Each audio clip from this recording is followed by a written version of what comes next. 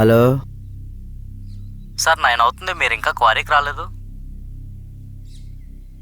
9 అవుతుందా? గీత నన్ను 7 గంటకే లేపుతుంది కదా, ఎక్కడుంది గీత?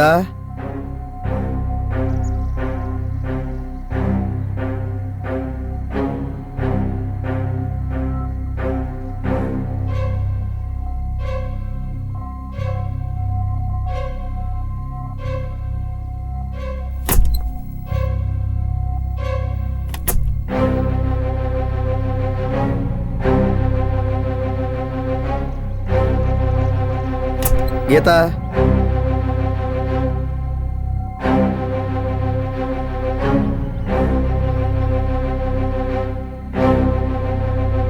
గీత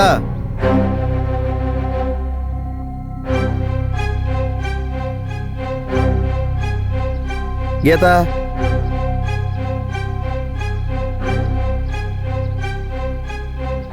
గీత గీత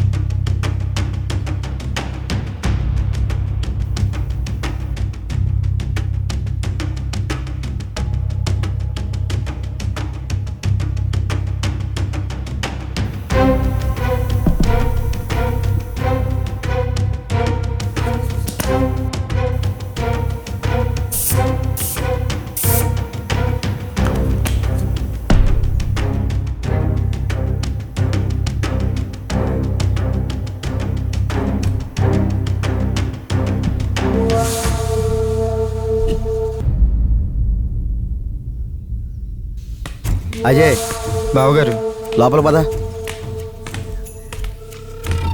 రండి అల్లుడు గారు, రండి కూర్చోండి. ఏమే అల్లుడు గారు వచ్చారు, టీ తీసుకురా. తెస్తున్నానండి. డల్లగా ఉన్నారు, ఏమైందండి?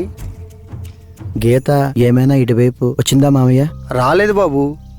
అంటే ఇంట్లో కనిపించలేదండి. ఎక్కడికైనా వెళ్తే చెప్పే వెళుతుంది.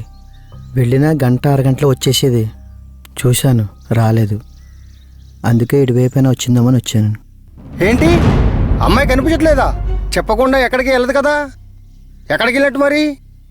ఏమై ఉంటుంది?